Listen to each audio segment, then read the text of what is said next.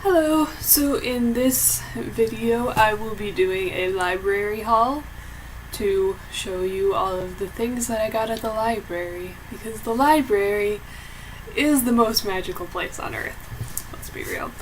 So the first one I requested and then I got it today. It has a hair on it. It is Clariel by Garth Nix, and it's the fourth book. I think it's the fourth book. The fourth book in the Apportion. Who knows which syllable to emphasize, to stress? Not me. So, yeah, Clariel by Garth Nix. I have read the first 3, otherwise I would not be reading this. I read them last year and I really liked them, but I just never got around to reading this or any of like the side stories that he has in the world, like the universe that it's set in. And I did request those, but those haven't come in yet, so I got this. Yes. Excited to see how much I actually remember from the first 3. And maybe I did read this. It didn't say that I read this on my Goodreads, which probably knows better than I do. So yeah, I'm excited to read this. Book number 2 is Fangirl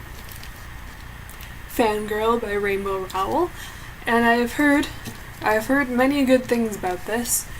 I was a little hesitant before to pick this up for 2 reasons.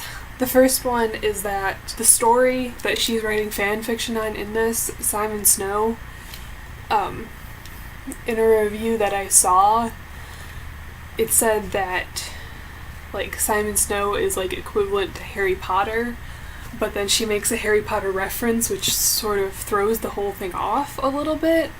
The other thing that I was a little unsure about was because I did read Eleanor Park when it was like super popular last winter, I think, like winter of 2014 to 2015. And I thought it was good. I liked it. But I did see some posts floating around by people of Asian descent living in America saying that the shit's not okay. Like the way she describes Park's mother and Park and their family is a little problematic, which when I thought about it for a little bit, I was like, oh yeah. So yeah, a little bit of racial insensitivity made me not really want to pick this up very much. Those 2 factors didn't really make me very excited to read this. However, Rowell did recently release the Simon Snow book, the book that she's writing fanfiction on in this book. Like, she wrote that and released that, and I read it, and let me just tell you, I thought it was really good.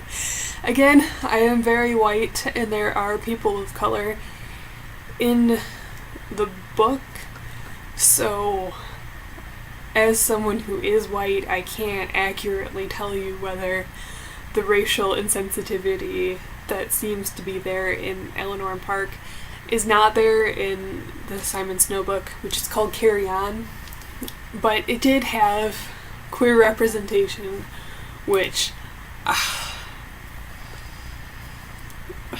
that's the way to my heart with a YA book. Just LGBT people in a book. Oh man, I'm so there for it. So yeah, I read that and I really liked it, so I decided if I found it at the library I would get it, but I wasn't going to request it. So I found it, so now I have it, so now I'm going to see whether I like it or not. But I have heard good things.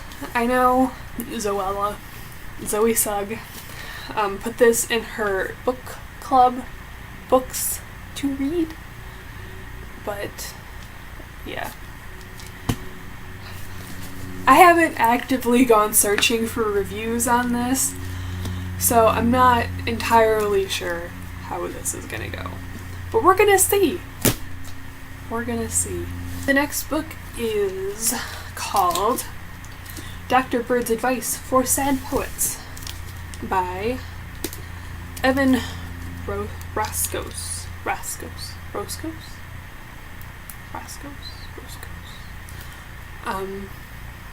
Yeah, and from the, well, jacket description, it seems to be about a boy who is completely obsessed with Walt Whitman and how he sort of deals with his sister getting kicked out. I'll be real. I don't have high hopes for this. Again, I mentioned this in the first video that I did about the books that I was reading, when I was talking about The Riverman by Aaron Starmer, that narrators who are boys, especially teenage boys, sort of, they're not my favorite because, like, I can basically feel the toxic masculinity dripping off the book. So, I don't have very high hopes for this, because the end sentence here is, might it take something radical to intervene, like helping his best friend or talking to a beautiful girl, for James to help his sister and truly celebrate himself? So,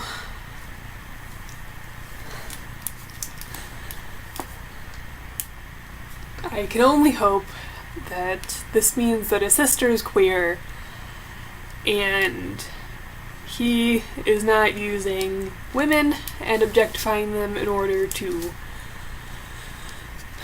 feel good about himself, celebrate himself, whatever was going on there.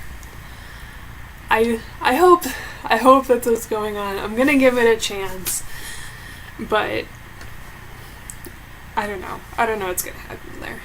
Last book I got is not YA. It's called Katherine of Aragon, The True Queen. It's book 1 in the 6 Tudor Queens by Alison Weir. The Tudor period in England is one of my favorite periods in history. I find it so interesting. When I was in 8th grade, we had to do a wax museum thing where we dressed up as a historical figure and then like had to memorize a little speech like about their biography and then recite it a lot whenever people like came up. And the person that I did was Anne Boleyn, who was Henry VIII's second wife, who was accused of incest and adultery, wrongly, probably, we don't know, probably wrongly, of incest and adultery, and then got her head chopped off by a sword. And yeah, but she like helped to spur the Protestant Reformation in England, and yeah, she is a fascinating woman. But Katherine was Henry's first wife, and he is the one who got divorced, because there's the rhyme, divorced, beheaded, died, divorced, beheaded, survived. So she was divorced, and it's a novel. It's historical fiction, and yeah, I'm very interested to see like how they take the story and whether they do sort of demonize Anne Boleyn, because I get the feeling that they might, but they might not.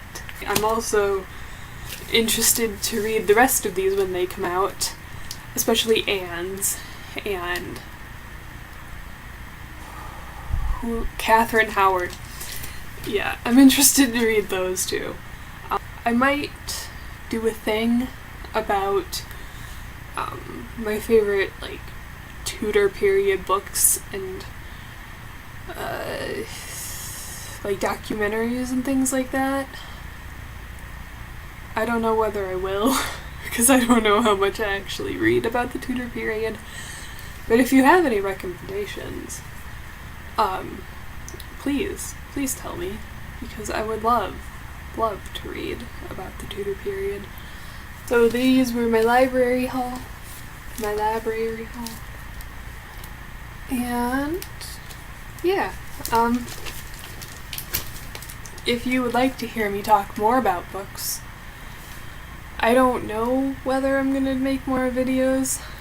I might not. It depends on what I want to do. I do have a blog where I talk about like writing and literary things. I haven't been super active on there lately, but if you'd like to read some posts that I have previously written, I can leave a link to that, probably, maybe, who knows. I also talk about books on my Instagram, and I can leave a link to that below too, probably. But yeah, that is it. Thank you for watching, and have a great life.